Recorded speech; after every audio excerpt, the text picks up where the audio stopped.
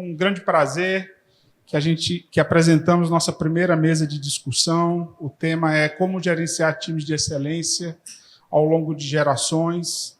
Hoje temos a honra de contar com palestrantes que trazem uma rica diversidade de experiências, tanto na academia quanto na indústria, inovação tecnológica e gestão de talentos. Em primeiro lugar, eu queria chamar o nosso mediador, o Zé André, fundador da Start Carreiras, iteano da turma de 2024, conduzirá a discussão. Zé André é empreendedor e enfrenta o exercício de liderar uma organização hoje, né? Palestrantes.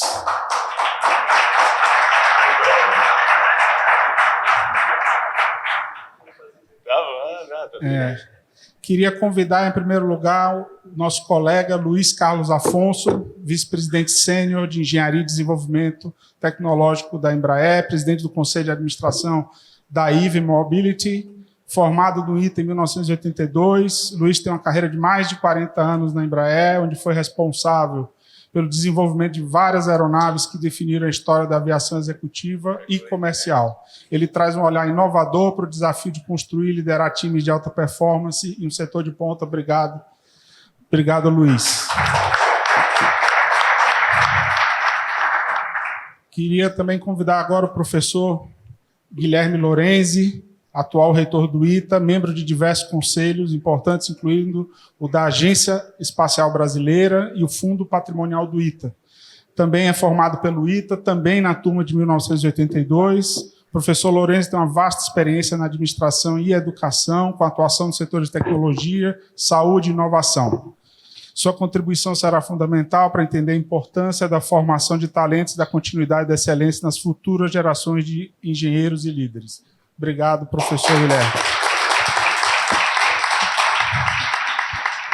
Também queria convidar o professor Carlos Pacheco, engenheiro eletrônico, formado pelo ITA em 1979, razão pela qual é o último a ser chamado, ex-presidente do CASD e atual professor da Unicamp, diretor executivo da FAPESP.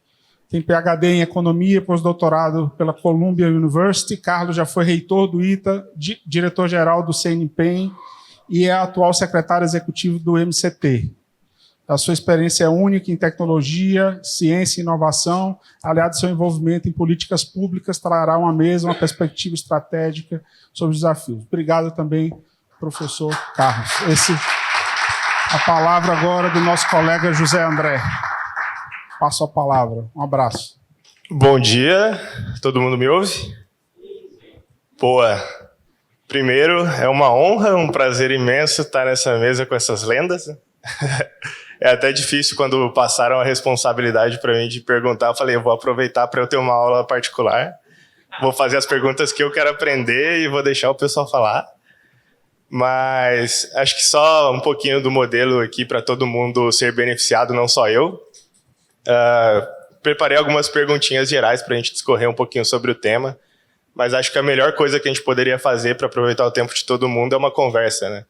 Então, eu vou fazer uma perguntinha de aquecimento e depois também fiquem à vontade, quem quiser perguntar, levantar a mão, a gente leva o microfone e faz alguma coisinha por aqui.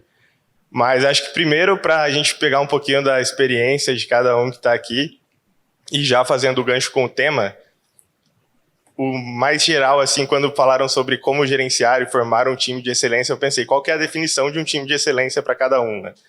Que isso muda geracionalmente, mas também muda com base no contexto da corporação ou da experiência de cada um. Então, para vocês, o que vocês acham que caracteriza um time de excelência? E também, se puder falar um pouquinho de qual que seria a diferença do papel da liderança de quando vocês se formaram e de como é hoje, acho que seria legal para compartilhar um pouquinho. Começando aqui com o Afonso. Bom dia a todos, né? Prazer muito grande estar aqui participando desse evento aí na Semana das Origens. Obrigado, Zé André. Prazer estar aqui com dois magníficos, né? Eu achei que eu ia só ouvir, né? A presença de dois magníficos, mas vamos lá. Bom, e o tema é super importante, né? Super atual. Sobre times de excelência. Então, assim, respondendo objetivamente a sua pergunta, né? O que eu acho que é um time de excelência? Eu acho que são pessoas, né, com skills, né? Variados, são pessoas boas, né? Fortes, com skills variados, soft e hard skills e complementares, né? E são pessoas que têm um enorme desafio, né? São pessoas que topam, né, um grande desafio, que têm um propósito, conhecem os seus objetivos, né? E são desafiadas e aceitam o desafio, e que colaboram. Essa é uma palavra-chave de um time de excelência, quer dizer, são pessoas que colaboram e entregam resultados excepcionais, né? Resultados acima da média, sempre com, né, e com a visão da excelência, né? O que quer dizer excelência? É a barra alta em tudo que faz, né? Um alto nível de exigência em todos os aspectos, e aquela visão de sempre melhorar, né? A excelência é você estar sempre insatisfeito, sempre saber que dá para, por melhores que sejam os resultados, saber que dá para fazer melhor. Então, assim, essa para mim é uma definição de time de excelência, que essa definição eu acho que ela não muda muito ao longo do tempo. O que mudou muito, né, é realmente a cultura das pessoas, né, e o contexto, né, e a mudança foi muito grande. Eu costumo dizer que se nós pegarmos um líder, né, da Embraer, eu estou na Embraer há mais de 40 anos, se nós pegarmos lá um diretor, o Emílio está até dando risada, ele vai até saber de quem eu estou falando, mas se pegar um diretor, né, da Embraer, colocar hoje, dá um helpline na hora, né? Já dá um helpline, não sei se é um termo que todo mundo conhece, mas é um canal de denúncia, né? Onde você reporta assédio moral, enfim, né? Então, assim, a gente mudou de um contexto, né? Acho que talvez pudesse apagar o projetor. Ficaria mais confortável, beleza. Um contexto assim de comando e controle, né? Onde o líder ele era muito mais diretivo. Ele também, em geral, pessoas experientes que tinham um conhecimento sólido, né? E que eles que, né, estavam até acostumados a eles darem as soluções, né? E hoje é um contexto muito diferente, né? Onde a tecnologia evolui muito mais rapidamente, o contexto evolui muito mais rapidamente, em que não é um líder que diz o que tem que fazer ou que tem todas as soluções. Ele tem que saber trabalhar justamente com os times de excelência, né? Onde as soluções são cocriadas, né? Enfim. Mas eu não vou me estender muito para a gente fazer um ping-pong aí. Depois eu volto. Tem muito mais coisa para falar aí.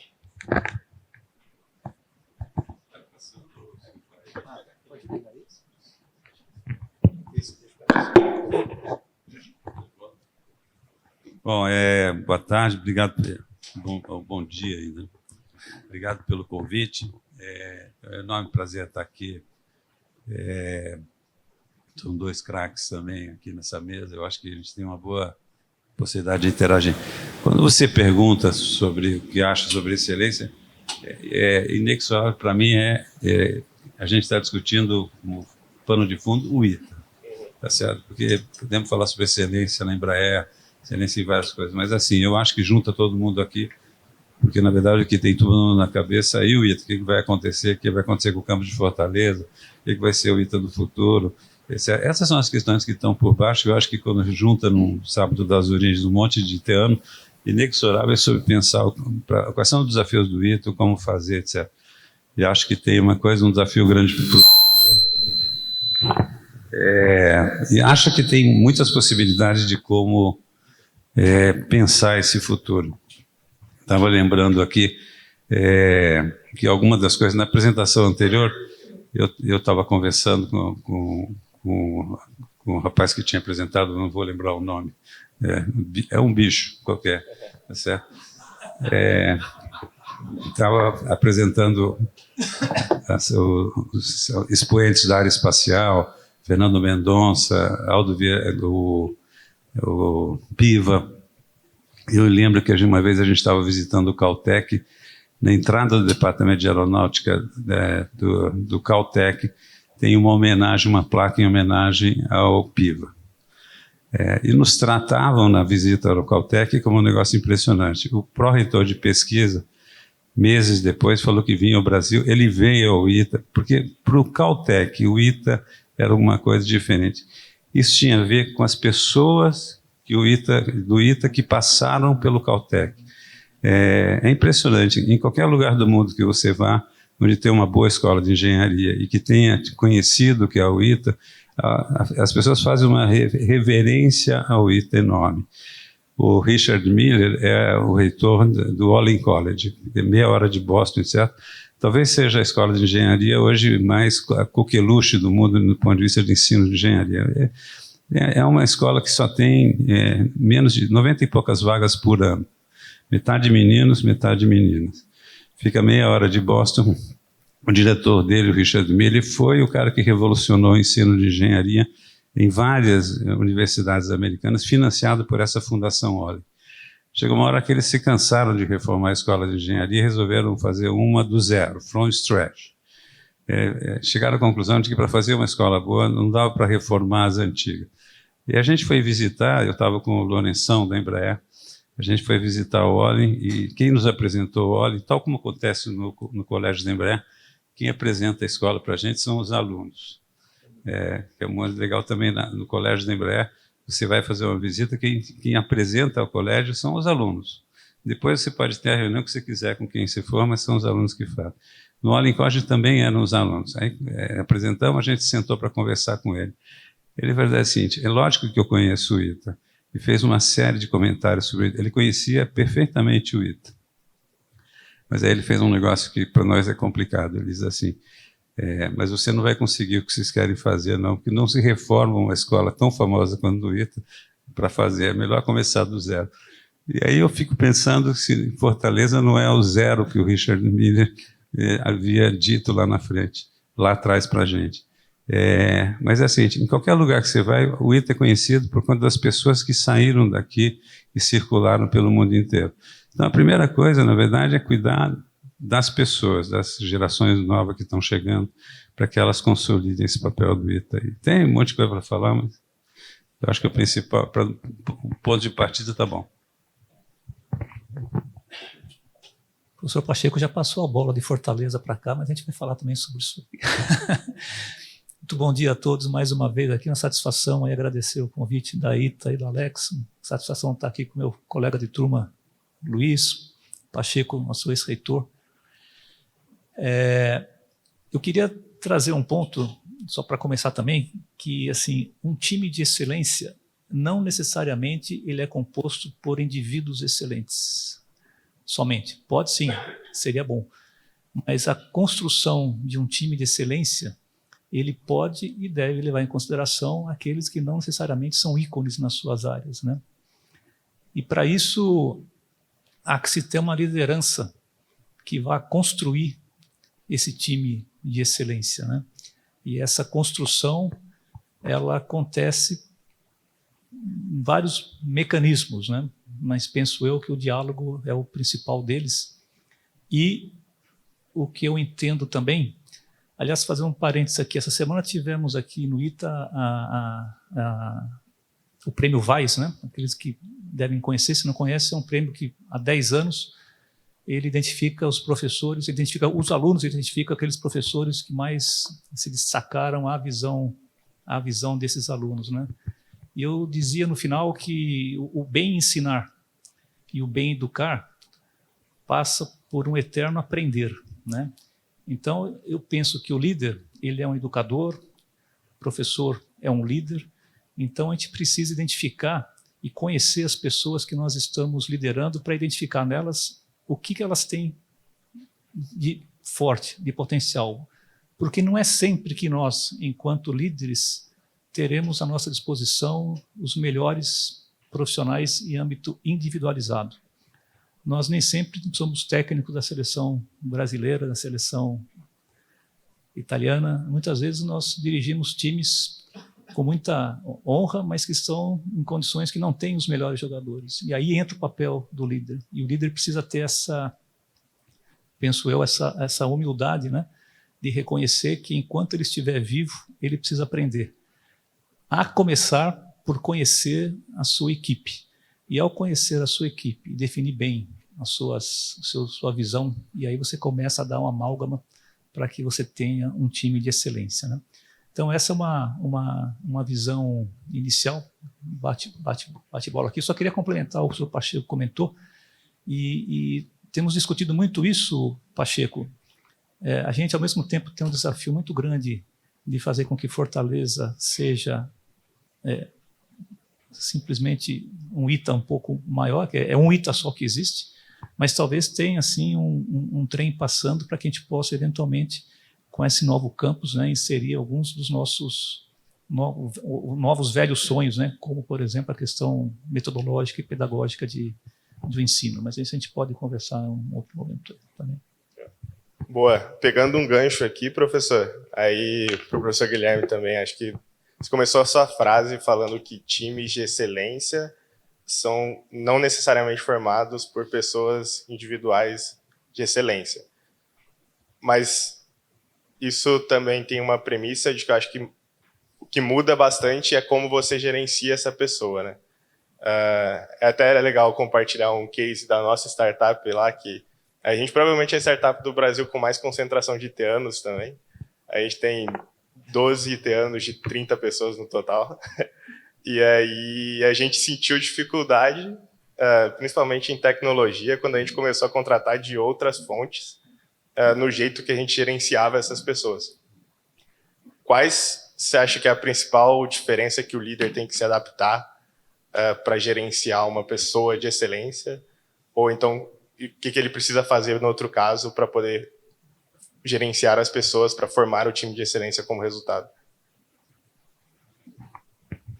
Bom, eu penso que, não sei se eu vou responder a sua pergunta, mas é muito importante para o líder buscar as melhores pessoas e não ter medo. Eu enfrentei um pouco isso ao longo da minha vida, conhecendo líderes que tinham medo de ter gente boa na sua equipe. E não há que se ter medo de ter gente boa, pelo contrário, a gente tem que buscar sempre que possível os melhores profissionais. E ter essa visão de conhecer a sua equipe. Eu trabalhei algum tempo na área de saúde, em hospitais que atendiam diversas classes sociais, entre elas as mais modestas, né? E me marcou muito um dia. Eu aprendi também ao longo da vida a administrar um pouco a sola do sapato, né? Então, assim, aprendi isso aí, né? É importante de você estar andando e circulando pela sua empresa, né? E um belo dia eu estava andando no chão de fábrica, por assim dizer, e eu vi um rapaz, uma função extremamente básica, que é aquele rapaz que empurra o hamper. Hamper é aquele carrinho que você recolhe os lençóis dos quartos, né? Então ele recolhe e leva para a lavanderia. E ele estava andando no saguão do hospital e de repente uma senhora aparentemente muito humilde também chegou para ele, eu estava perto, e perguntou: pode me indicar onde que posso tomar um copo d'água? Ele falou assim para ela: primeiro, a senhora gostaria de uma água natural ou gelada? Ela respondeu alguma coisa que eu não sei, e ele falou: então, por favor, venha comigo. Ele deixou, encostou o carrinho e levou essa senhora até o bebedouro lá, aqui está a água. Quer dizer, ele não precisava, não era a função dele, ele era uma pessoa aparentemente simples, né? Então, essa percepção, muitas vezes, de você identificar aonde os seus colaboradores se diferenciam, eu acho que é uma característica do líder, para que ele possa encaixar isso aí no quadro geral da sua equipe e fazer com que aquele potencial ali seja maximizado. Legal. Fazendo um gancho aqui com o que o professor Pacheco falou também, professor, além de formar os times de excelência, as lideranças também devem ser formadas, né? Como você acha, em contexto do que o ensino superior, ou o ITA aqui nesse caso, pode oferecer? O que você acha que faz bem? O que você acha que falta, principalmente, para poder formar lideranças para o futuro? Isso dá para a gente pensar não só no ITA, mas na segunda escola que tem aqui, que é o H8. Nós estamos tratando de duas escolas. etc. O ITA é uma coisa, o H8 é outra escola, outra. E, na realidade, o que me impressiona do ITA, a gente, quando era reitor, a gente fez, Emílio participou de uma comissão de planejamento estratégico que discutiu um pouco requisitos de engenharia, o que os engenheiros precisavam, que tipo de formação, que tipo de habilidade, soft skill, etc. Isso acabou derivando no trabalho atual do Luiz, que é os perfis de engenharia e STEM, da mobilização empresarial para a inovação, etc. Ele pode se estender mais sobre isso. Tem uma discussão de longa data sobre o que é um engenheiro, perfil, o que deve, quais são os requisitos. E tem uma revolução que aconteceu no mundo inteiro sobre o ensino de engenharia para fazer isso. Tem uma coisa que o MIT introduziu, acho que 30 ou quase 40 anos atrás, uma revolução no ensino que chama-se DIO, que é uma concepção, o engenheiro deve conceber, projetar, o D, design de projeto, implementar e operar as coisas, ou seja, vai até a última milha, não pode ser só o engenheiro de concepção lá atrás, ele tem que botar a mão na massa. A segunda reforma do currículo de engenharia foi essa que o Olin criou com outro desenho. O engenheiro não é um engenheiro de concepção, ele é um engenheiro que projeta coisas desejáveis.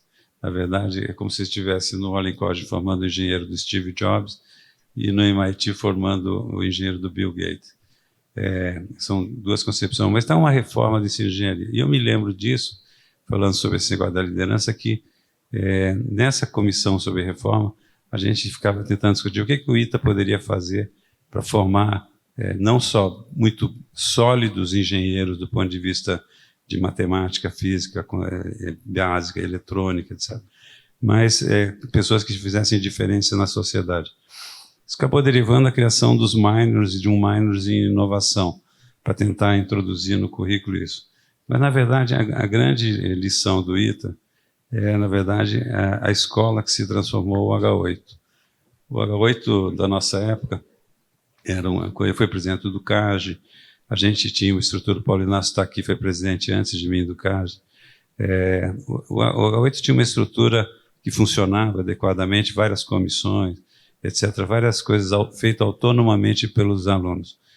Mas eu, quando cheguei no ITA, me impressionei de ver o H8. O CAGE virou uma holding, não um centro acadêmico. Ele é uma holding. É uma holding de não sei quantas iniciativas paralelas, 33 iniciativas, etc. Então, você pode dirigir o cineclube, você tem que cuidar da lavanderia, você vai fazer uma campanha de inclusão social junto com ONGs para fazer operações em bairros periféricos em São José, ou você vai fazer... É uma estrutura que, na verdade, aprende a gerenciar. Coisas que a gente gozava quando entrava aqui, que sempre tinha uma tia ou uma avó que dizia, nossa, esse menino é brilhante, coisa e tal. Aí chegava aqui, tinha um monte de cara melhor que você, demorando com você. Era uma lição de vida, mas não tinha, na nossa época, um negócio tão genial. Eu acho que uma coisa que eu acho que pode estar no desenho de formar liderança, além de criar os minors na estrutura da grade do ITA, para viabilizar que trajetórias outras de engenharia possam ser feitas, incentivar ou acelerar ou entusiasmar ou dar suporte, na verdade, àquilo que é feito no H8, que é uma outra escola, que é um pouco distante formalmente do que é da reitoria e das pró-reitorias. O Irata que sabe, depois ele pode falar melhor qual é a distância que tem entre a pró-reitoria e o H8. Legal, professor. Bom, eu vou fazer mais uma dúvida que eu tenho aqui, depois eu abro para vocês também, mas agora para o Luiz. Luiz, cara, eu fiquei pensando que, acho que na palestra anterior também falaram sobre as novas gerações serem um pouco mais imediatistas, resultado de curto prazo, pegar coisas prontas em outros níveis.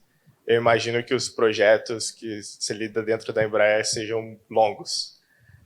E acho que um dos maiores desafios também em liderar pessoas excepcionais é lidar com a motivação delas, né? Como que isso funciona e como que você tem visto isso mudar também ao longo do tempo com os perfis novos das pessoas que estão entrando na corporação? Beleza. Não, ótima pergunta. Posso comentar um pouquinho Fica à vontade. as falas dos colegas aqui, porque acho que foram assim, duas falas bem bacanas. O Guilherme falou sobre ter um time de excelência quando não necessariamente, né, todos são excelentes. O que eu queria comentar é que assim, a excelência é uma atitude que você ensina e que você aprende. A excelência é uma cultura. Então, se você tem uma organização, ela pode ter uma cultura de excelência, ela deve desenvolver essa cultura de excelência, e todos que entram, independentemente de ser um PhD ou de ser o faxineiro, tem aquela, é até uma história, não sei se é verdade ou não, né? A moça que estava lá varrendo os corredores da NASA e ela falou que estava fazendo foguetes, né? Então, assim, a pessoa entender qual que é o propósito, né? Como que ela está contribuindo, e ela fazer o que ela está fazendo com uma visão de excelência. Você pode varrer o chão com excelência. Então, assim, a excelência é uma cultura e que é preciso ser desenvolvido. Bueno, na Embraer a gente fala safety first, quality always. É um refrão. Antes de falar que vai ganhar dinheiro, vai ter margem, vai gerar isso, é safety first, quality always, né? E então, isso aí todo mundo ouve isso várias vezes por dia, né? E assim, nos mínimos detalhes você pode exigir ou demandar excelência ou incentivar, né? E é claro que desenvolvendo o time, né? Então, essa acho que é uma coisa bacana que eu queria falar. E o outro sobre o CDIO, All in College, né? Pacheco, você comentou o trabalho lá na MEI, que é justamente isso, como tornar o curso de engenharia mais gostoso, mais agradável, mais cativante, né? E tem o STEM. O STEM é como fazer uma pessoa no antigo primário ou colegial, né, ensino fundamental, médio, gostar de engenharia, querer ser engenheiro, né, ser cativado pelos assuntos técnicos.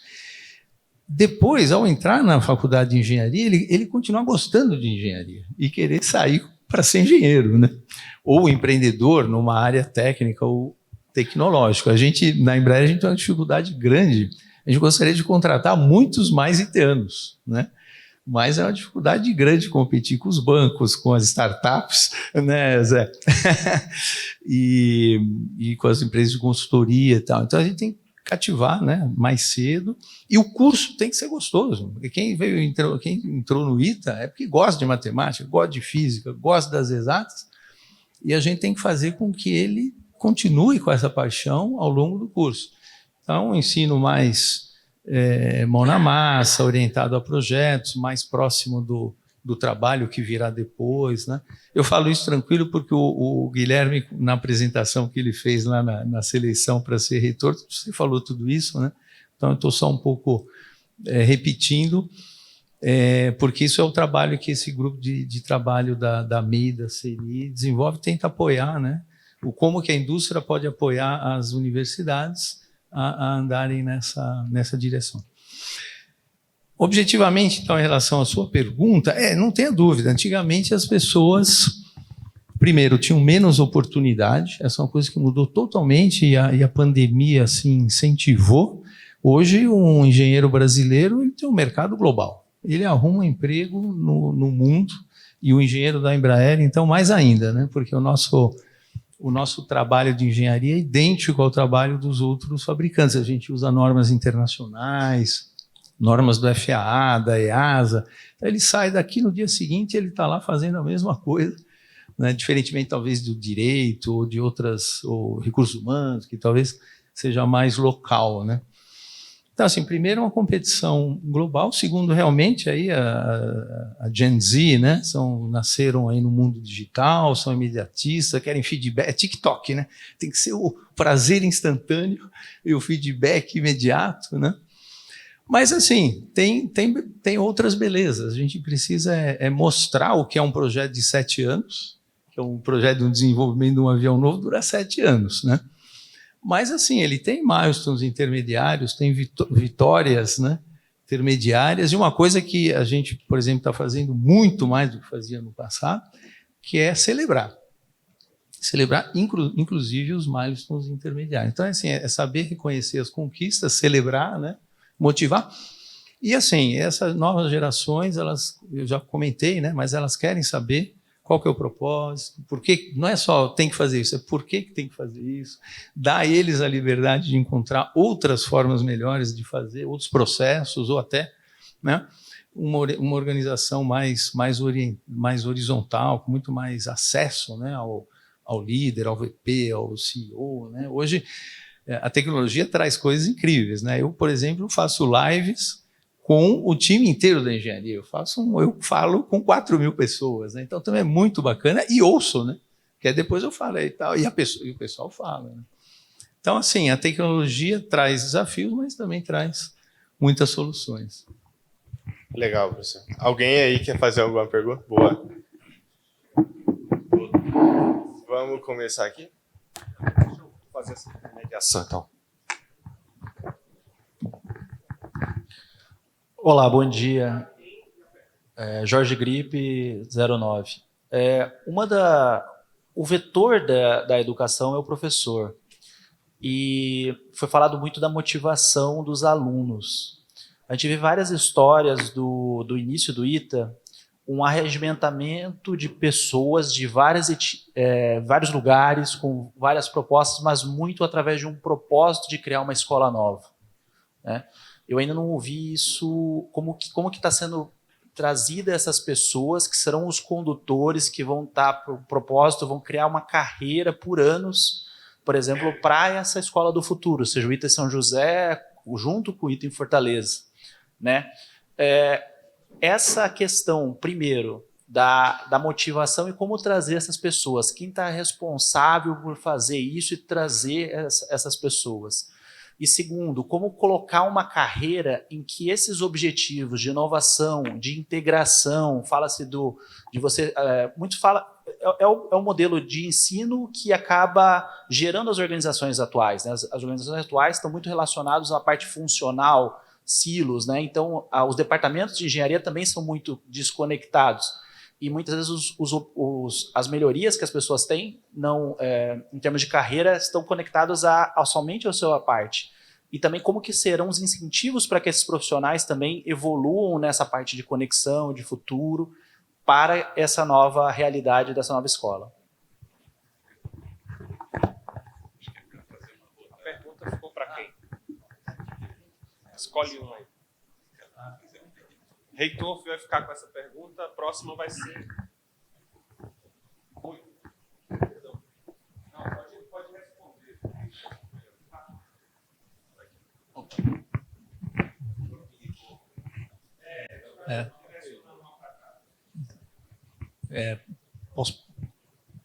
Posso comentar aqui? Teria uma pergunta mais fácil ou tem que ser essa aí mesmo? É essa mesmo?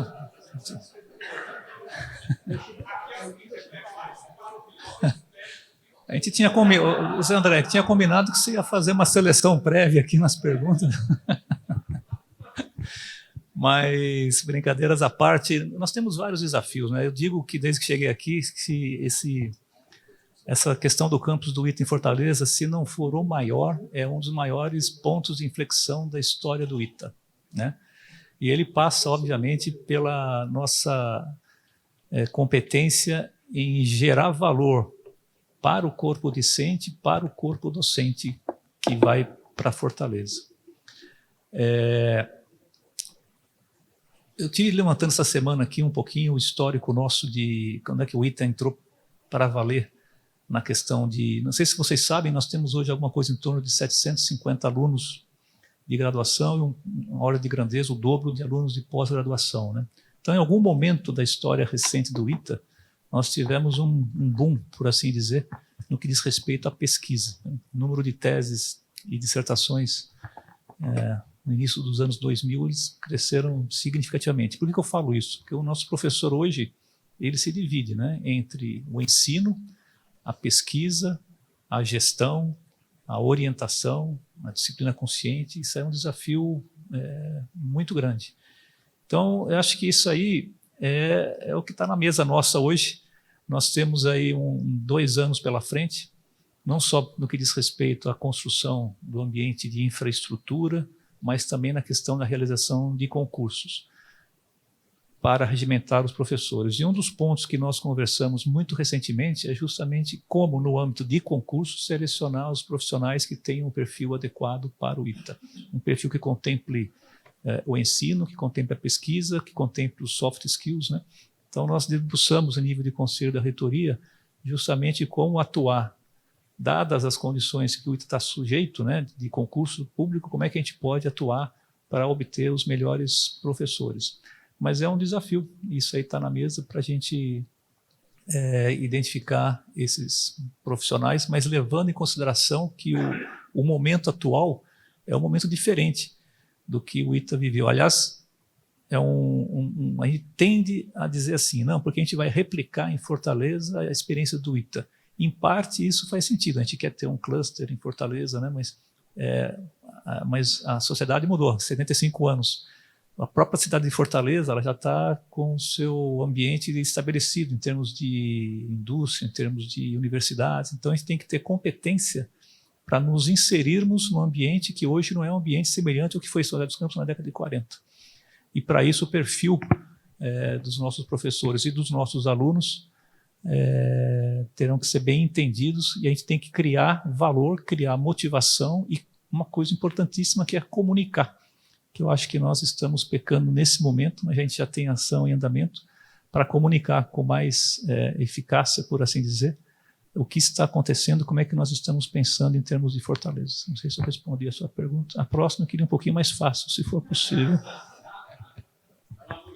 Bom dia a todos, eu sou Mui Laerte, da 90, hoje atuando como voluntário na Itaex e procurando estar próximo aqui, né, de alunos e professores e do ITA.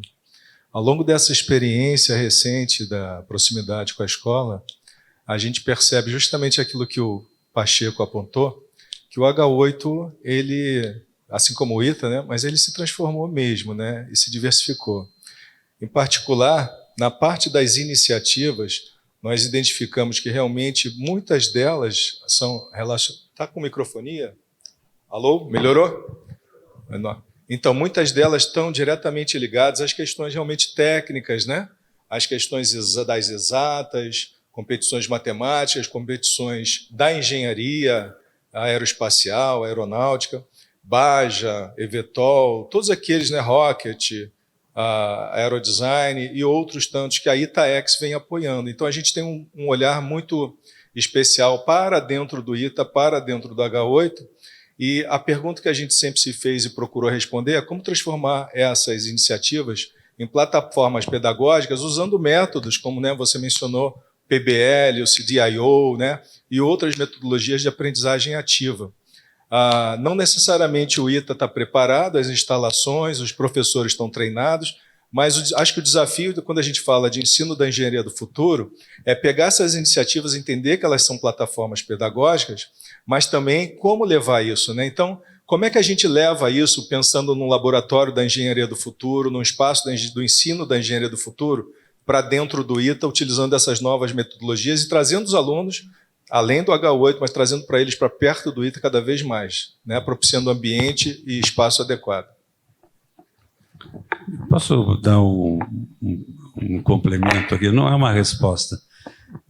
O Horácio Forjaz, acho que todo mundo conhece, também foi chefe da engenharia da Embraer, cuidou muitos anos seguidos do aerodesign.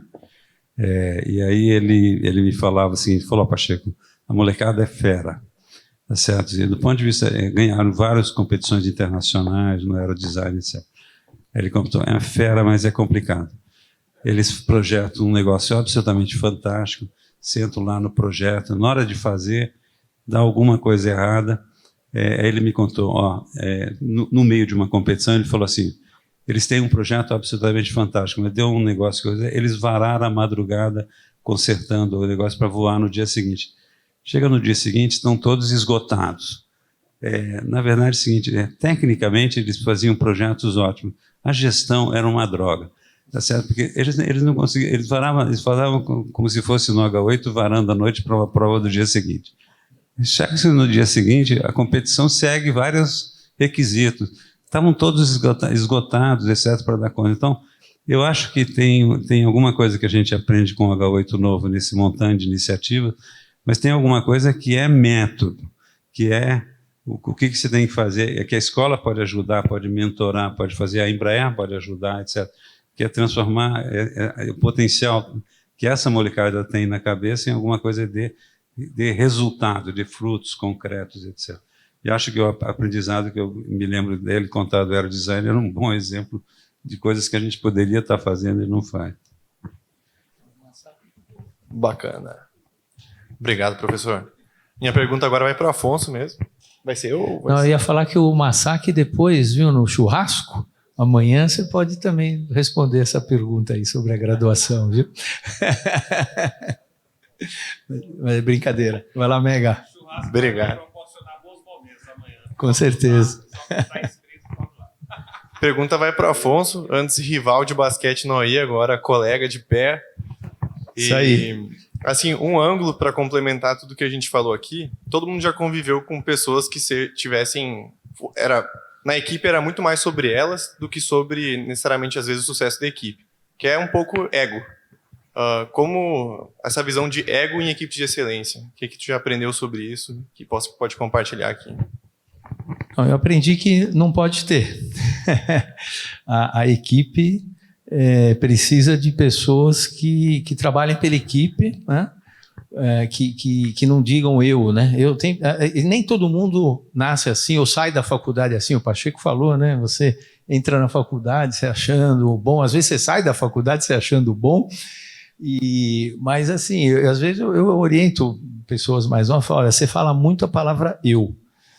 Fala menos, ou não fala, tenta não falar eu, fala nós, né? Então, assim, uma equipe de excelência não pode ter grandes egos. O que interessa é o resultado do time, as pessoas têm que colaborar, têm que se ajudar. Por quê? Porque o trabalho, especialmente em grandes projetos, é de equipe, né? Não tem, mesmo um grande líder e tal, se não tiver uma equipe motivada, e onde todos contribuem e cuidam do seu pedaço, o projeto não vai dar certo, né?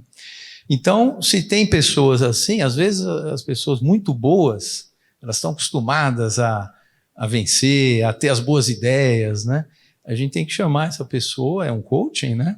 E falar, olha, deixa a outra pessoa, às vezes, e principalmente o líder, né? Às vezes o líder ele já sabe a resposta. Isso muitas vezes acontece. Você está num time, você já sabe a resposta. Mas, de novo, não é mais command and control. O processo em que aquela resposta surge, o comprometimento que é gerado daquela resposta surgir, é mais importante do que você falar, pô, eu sou bom pra caramba, já sei, porque no último projeto foi assim e tal. Então, é preciso, como líder, você se policiar sobre isso e orientar quem não está com essa cultura. Tem que desenvolver uma cultura de time. É time de excelência, não são pessoas boas. E assim, tem casos extremos que é aquela frase, né? Vocês estão em recrutamento, né? A pessoa é contratada pelas suas competências e é demitida pelas suas atitudes, né? Então, assim, às vezes você tem um cara que é bom pra caramba, mas ele está fazendo mal para o time. Se você tirar aquela pessoa, o time vai entregar um resultado melhor. O líder tem que ter a coragem de fazer isso. Boa tarde a todos. Então, eu sou Celso Masaki, né, talvez pela turma 82, Hirata, professor Hirata. Vou fazer alguns comentários que foram colocados pela pergunta do Muy Alerta, tá, sobre a questão das iniciativas. Tá, as iniciativas, o Pacheco mencionou isso, tá, são um esforço monstro, é uma conquista grande, tá, mas ela foi iniciada, ela é gerenciada, tá, pelos alunos, basicamente. Tá, e a escola, até vamos dizer, um processo natural, tá, teve um pouco distante, tá, com relação a essa questão. Tá, mas hoje há um entendimento da escola, tá, que a escola, nós precisamos nos aproximar, tá, com relação às iniciativas e explorar, tá, essas iniciativas de vários pontos de vista. Então, uma, tá, vamos dizer assim, passar o processo de ensino-aprendizagem, tá, com uma carga maior de aprendizagem e responsabilidade para os alunos. Tá, segundo, tá, a questão de apoiar, estou falando quando fala apoiar, tá, apoiar efetivamente as iniciativas, tá, a gente teve uma visita aos Estados Unidos agora há pouco, tá, todas as grandes escolas tá, têm prédios tá, específicos para apoiar as iniciativas.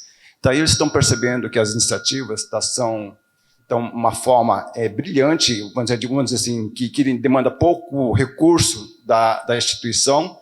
Daí tem formas de você administrar tá, vamos dizer, esses espaços, né, essas áreas, provendo recursos de maneira inteligente. Você não precisa contratar tantos funcionários, os próprios alunos podem fazer tá, essa questão de você operacionalizar tá, essas oficinas com custo razoavelmente baixo.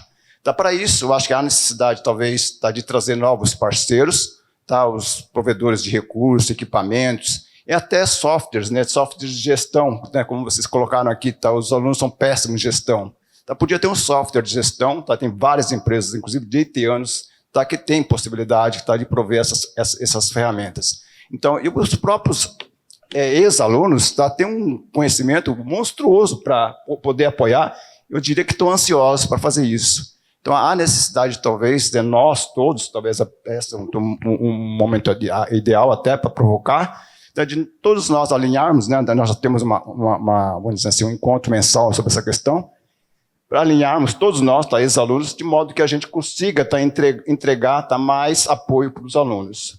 Tá, hoje também, tenho que colocar isso, que o MEC tem uma preocupação muito grande de registrar tá, essas horas dedicadas como horas tá, de currículo.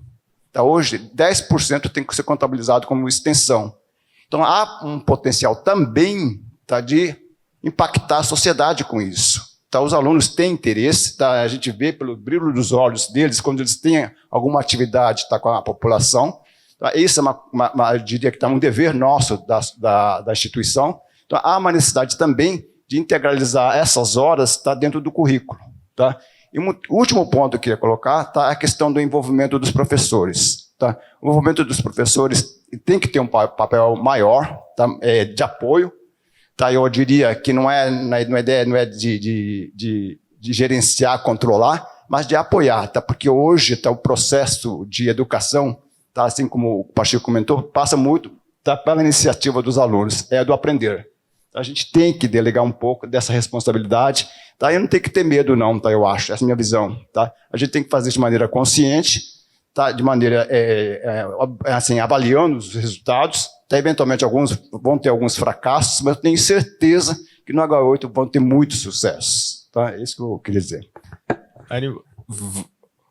Você quer fazer uma última pergunta para arrematar? Vou compartilhar só uma coisinha em relação a esse tema. Aí vamos só combinar, a gente faz então o seu comentário e a gente vai abrir uma pergunta, eu vou pegar o mais antigo, uma pergunta que valha para os três, se for só para um, que aí a gente arremata todo mundo e a gente se despede para o almoço, tá bom? E o Afonso vai fazer um comentário também. Mas acho que só compartilhando com todo mundo sobre o case de iniciativa, a nossa startup ela saiu de uma iniciativa. Eu fui presidente da CE, o Mega foi diretor, e a gente tocava basicamente tudo lá. E o grande problema era a gestão. A gente não sabia o que a gente estava fazendo, e em vários níveis, mas era um grande exército de bichos para poder entregar o resultado que a gente prometia para as empresas. A nossa provocação lá dentro era justamente como que a gente consegue ajudar as empresas de maneira mais eficiente e principalmente como que a gente consegue mensurar o impacto. Né? A gente estava trabalhando, se desenvolvendo muito, que é muito do que a gente vende para os bichos poderem entrar na iniciativa, mas isso, quando você pega a diretoria da iniciativa, normalmente você começa a olhar mais para o impacto que você está causando. E era muito difícil mensurar isso, né? Não tinha como saber, no nosso caso, quantas pessoas estavam conseguindo emprego por meio das vagas que a gente estava divulgando no grupo do Facebook, que era o que a gente tinha naquela época. E a provocação da Start, que é o que a gente está tocando hoje, veio justamente de como que a gente consegue fazer isso de maneira mais eficiente. E depois a gente olhou não só para o ITA, mas como que a gente faz isso para o Brasil. Né? E basicamente a primeira versão da Start foi... A gente falou, cara, vamos pegar todos os processos que a gente tinha na CE, que a gente fazia na mão, que era um exército de bicho pegando vaga, publicando no e-mail, mandando para todo mundo. Vamos automatizar tudo isso, porque a gente sabe automatizar. Vamos desenhar qual que é o fluxo e vamos lançar para a galera. E no que a gente lançou, Aí, primeiro, a vida da CE ficou muito melhor, porque eles começaram a usar a plataforma como ferramenta também. Só que não só a CE, a partir daí a gente foi para a USP, a gente foi para o INSPER, e aí a gente começou a distribuir e cobrar das empresas que a gente descobriu de outra maneira depois que dava para ganhar dinheiro com isso. Então, assim, compartilhando um pouquinho de... Eu realmente também acredito que o problema de iniciativa é justamente gestão em vários níveis, e se coloca um pouquinho ali, já é um impacto gigantesco, né? Hoje a gente ainda é super próximo da CE e eles usam a nossa plataforma para tudo também, né? Então acho que é super legal. Compartilhando um pouquinho desse case. E eu também acho que o Afonso queria falar um pouquinho sobre o ITA antes da próxima pergunta, é isso? Tá, pode ser a próxima pergunta e depois a gente... Pode ser? Não, é que obrigado, muito obrigado, porque eu, na verdade, falei bastante de times de excelência e tal, e acabei não falando do ITA, né? E, então, só para dar aqui, né, o meu testemunho, que eu acho que a gente tem essa herança, esse DNA de excelência, começou lá com o Casimiro Montenegro, né? Quer dizer, quando ele pensou a criação de uma indústria aeronáutica, é uma história que todo mundo conhece, eu não vou contar ela de novo, mas se a gente olhar a história, ele pensou a indústria com uma visão de excelência. Ele trouxe um professor lá, o chefe da aeronáutica do MIT, para ser o reitor. E as instalações que estão aqui até hoje, quer dizer, ele fez uma instalação, né, digna, pensou o modelo, o professor. Então, assim, e isso permeou, isso, claro, né, a visão do Montenegro está no ITA e está nos filhotes, né, do ITA, e que é o caso da Embraer, o Emílio Matsu, que está aqui, escreveu um livro sobre excelência, né, e usando esses exemplos, né. Então, eu acho que realmente nós somos privilegiados, né, de sermos aí, temos aí os nossos antepassados, né, somos filhotes de uma iniciativa de total excelência, e a gente tem que continuar isso. E quando a gente olha o ITA, nas suas origens, ele era muito mais CDIO, muito mais Problem-Based Learning, né? O ITA projetou avião. É o CDIO que você comentava, Pacheco, que é o Conceive, Design, Implement, Operate. O professor orientava, os alunos projetavam um planador ou um avião e depois eles voavam. Tinha o O do CDIO, né? Então eles voavam aquele avião, né? O ITA fazia... Né? Então, assim, o ITA ele já teve a integração com os institutos do CTA na época e tal. Então, assim, eu acho que a gente tem que ir para frente, né? Bacana o que o Guilherme aí, o professor Iato aí estão falando, e também resgatar, né, essa origem de excelência que a gente tem, está lá no sangue. Posso puxar a pergunta?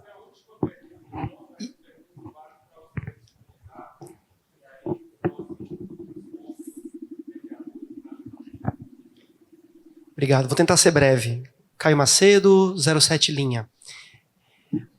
A gente tem falado muito aqui do ITA, mas tem muita gente de formação muito diferente no mundo e a gente trabalha com gente com formação muito diferente.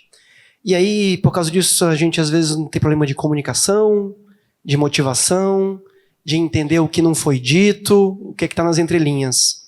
Eu queria saber de cada um de vocês qual foi a experiência mais marcante de trabalhar e ter que extrair o melhor de times ou pessoas que têm uma formação muito diferente dessa que vocês falaram do ITA.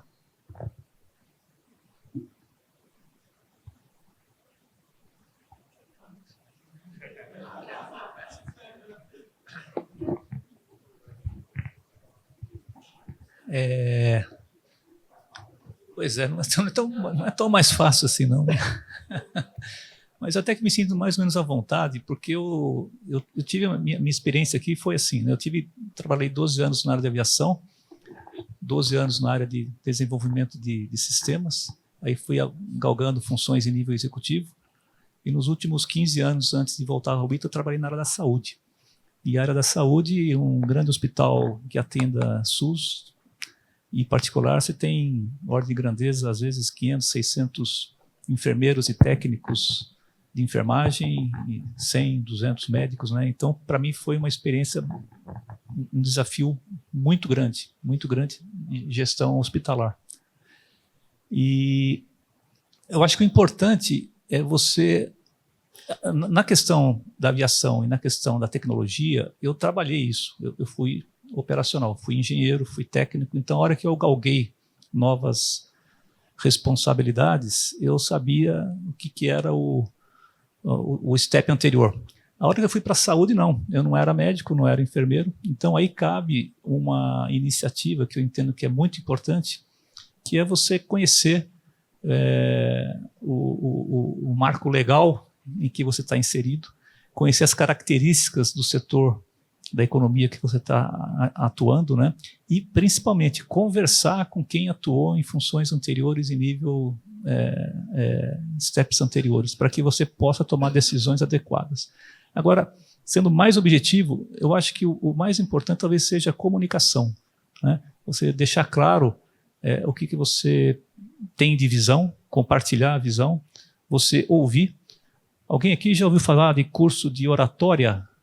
Levanta a mão, por favor. Curso de oratória. Alguém já ouviu falar de curso de escutatória? Então, a gente precisa ouvir e saber com quem você está dialogando para evitar esse tipo de problemas, né? E eu queria aproveitar, se me permite, rapidamente, porque a gente falou muito aqui de gestão.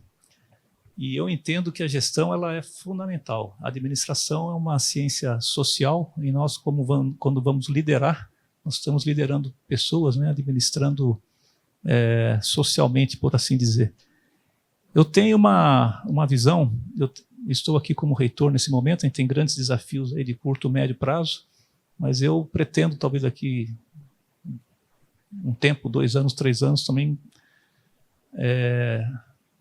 constituir um grupo em nível de país, quem sabe, né, para a gente pensar o ITA do século 22. Eu tenho insistido um pouquinho nisso, porque o ano que vem nós faremos 75 anos de existência e estaremos a 75 anos do século 22. Não tenho absolutamente a pretensão de fazer o que Casimiro fez, porque ele foi único, mas eu penso que o país tem cabeças suficientemente nobres para, em conjunto, a gente pensar um pouco esse ITA do futuro. E esse ITA do futuro, na minha cabeça, entre outros aspectos, né, ele passa pela questão da nós termos uma formação em gestão para o nosso aluno. Não sei se é a ponto de ter um ITA School of Management, mas de alguma forma a gente precisa fazer com que os nossos alunos já saiam daqui minimamente preparados para administrar. Eu tive oportunidade de, ao longo da carreira, buscar por conta própria a minha complementação no âmbito de administração, né? Por coincidência, a cada 10 anos eu fazia algum curso aí, me deu uma bagagem e eu intercalava isso com atuação na prática, por assim dizer. Mas eu acho que um dos pontos que eu identifico como uma necessidade para o ITA é que nós tragamos a questão da gestão um pouco mais para esses 5 anos. Se é em parceria com uma escola, como já foram feitas tentativas aqui, ou se é efetivamente construindo algo novo, não tem essa resposta. Mas eu acho que é uma necessidade, porque isso aí é essencial para o engenheiro, mesmo na carreira Y, seja como engenheiro, seja como administrador, que nós tenhamos essa questão da gestão. Não sei se eu respondi a sua pergunta. São as perguntas complicadas. Cada um ficou competindo para ver quem fazia mais complicado. Eu vou tocar nessa coisa coisa, mas deixa eu fazer uma volta primeiro. Eu vi que a gente tem vários tipos de crachá de speaker, empreendedor, público, etc. E tal. Eu tinha comentado, eu tinha falado isso com o Paulo Inácio, até com os organizadores, que dentre as coisas mais relevantes que o ITA acabou gerando, uma é a Embraer, outra é o INPE, certo? Outra tem no complexo Aeronáutica e Espaço, agora você tem várias outras empresas aqui no entorno de São José dos Campos. Você tem o setor de telecomunicações do Brasil, é uma construção itiana. O CPQD, o Ministério, o mais longevo secretário-geral do Ministério é um itiano. E o papel que o Ripper teve no Desenvolvimento de Telecomunicações no Brasil. Chegou um momento, na época que eu estava aqui na escola, que a gente ia sair para fazer entrevista para o centro acadêmico, contra a militarização do ITA, etc. E tal. E a gente pegava os indicadores dos presidentes das teles regionais. Quase todos os caras das Telepar, Telesp e tal, eram formados no ITA, até porque eles só escolhiam itanos, na verdade, para esses cargos de coisa. Telecomunicações é um produto do ITA. A Unicamp é um produto do ITA. A escola de engenharia da Unicamp cresceu, na verdade, pode perguntar isso, o Rogério Sequeira Leite vai estar aqui à tarde, mas é o seguinte, eles levaram professores e alunos do ITA aos montões. Uma parte tinha ido para Campina Grande em 72, levada pelo Ninaldo para a Universidade da Paraíba. E que de lá veio para o Unicamp. Aí se inclui o Hermano, foi diretor da Elétrica e depois foi reitor do ITA. Se inclui o Monticelli Pardal, foi presidente do CASD também, um pouco mais velho que nós aqui, formou em 70. Brilhante, absolutamente brilhante. Foi diretor do Instituto de Elétrica e Computação da Unicamp. Mas se vocês abrirem no Google e botarem engenharia de controle e botarem o ITA, Unicamp, vocês vão encontrar um relatório do Botura, um paper que ele escreveu, Celso Botura, professor de controle de sistemas da Unicamp, formou no ITA, foi para o exterior fazer doutorado, voltou para ser professor do ITA, daqui foi para a Unicamp. E lá vocês vão encontrar uma lista, Yaro Borian, Waldman, que foi diretor da Elétrica Unicamp, formado no ITA também.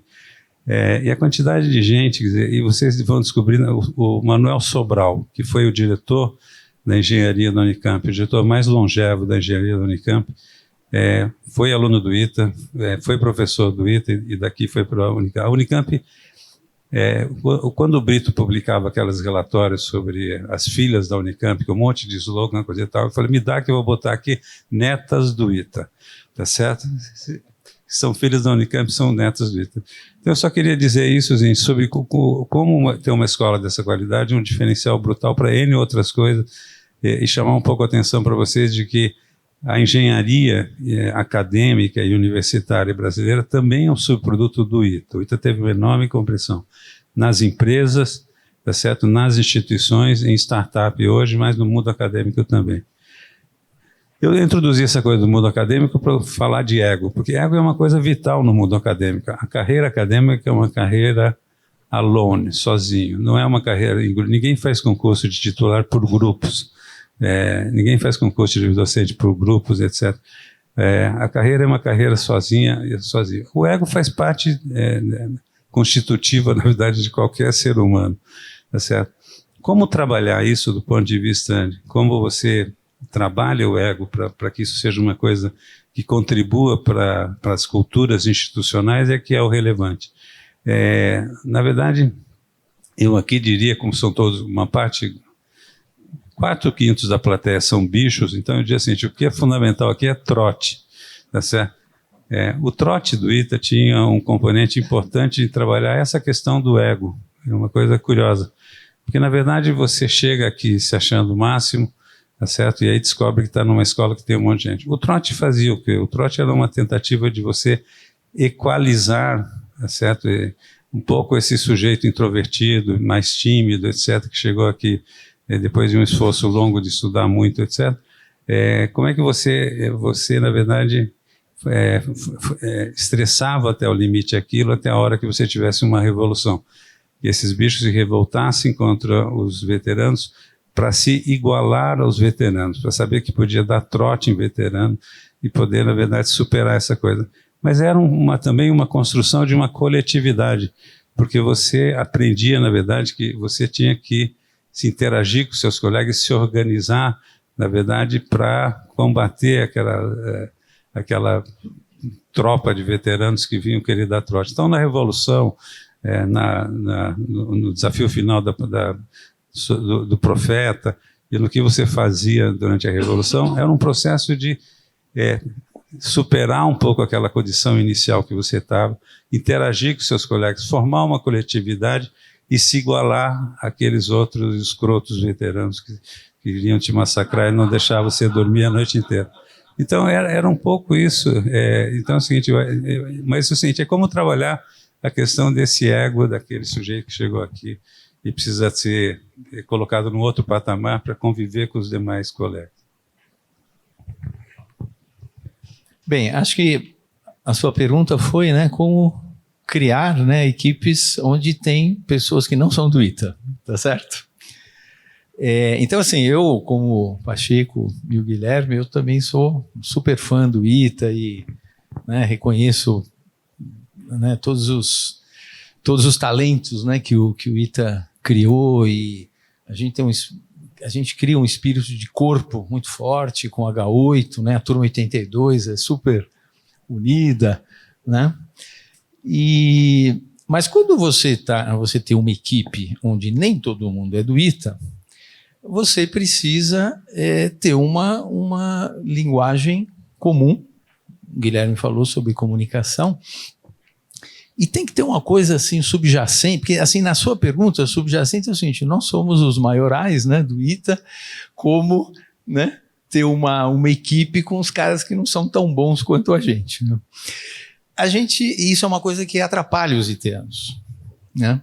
Então, o iteano, ele é bonito, né, o quanto a gente gosta do ITA, né, o espírito de corpo que a gente tem, mas a gente tem que saber que tem outros caras bons que não fizeram o ITA. Então, assim, tem que acreditar nisso. E aí depois, né, as crenças levam aos comportamentos e tal, para que você faça uma equipe, como também, né, foi dito, com pessoas. Eventualmente tem pessoas que são melhores, que não são do ITA, são melhores que as pessoas do ITA, acontece.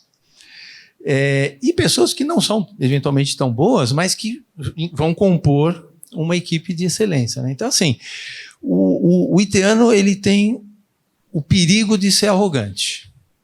A gente tem que se olhar no espelho e saber disso. E a gente tem que falar isso para os colegas, para os alunos, e evitar essa desvantagem que vem junto com tantas coisas maravilhosas que o ITA tem e que os ex-alunos e alunos fazem, né?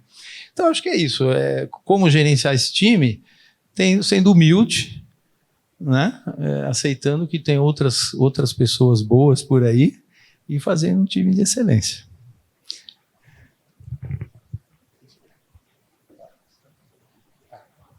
Você quer falar? Sim, ele só quer falar. Sim. Tanto faz. Eu só queria fazer um breve, se me permite aqui. Vocês fizeram algumas perguntas para a gente aqui, vou fazer uma para vocês agora, pode ser? Nós somos um time de excelência, né? O ITA hoje ele tem alguma coisa próxima a 7 mil egressos que se formaram aqui graduandos, que são 15 mil entre graduandos e pós-graduandos, né? E nós estamos num esforço muito grande. ITAEX, a ITA, Fundendaument, cadê o Vicente? Vicente Fundendaument, o próprio CASD, Fundação Casimiro Montenegro, são instituições que, de certa forma, orbitam ao redor do ITA e elas existem por conta do ITA, né? Então, nós estamos num esforço muito grande de harmonização das nossas ações e de divulgação do propósito dessas nossas organizações, né? Então, brincadeiras à parte, queria deixar aqui o desafio para nós todos, né? Não só os que estão aqui hoje, mas se puderem levar isso aí para os colegas, né? De entender que esse time de excelência, eu não tenho dúvida que é um time de excelência, todos que passaram por aqui, que ajudem o ITA a se fortalecer ainda mais, né? Nós temos dificuldades, como todas as organizações, temos muitas coisas boas aqui, mas acho que sempre há espaço para colaboração, e uma colaboração de maneira integrada, o mais integrado possível entre todas essas entidades, né, que existem, penso eu, por conta do ITA. Somente para complementar, mas a pergunta eu vou responder. Nós somos sim um time de excelência, né? Quebrei o galho de vocês aí. Boa. Com essa reflexão do professor Guilherme, a gente fecha aqui. Primeiro, muito obrigado pelo papo. Foi uma aula para mim, espero que tenha sido para todo mundo também. Obrigado a todo mundo que participou. E é isso, pessoal.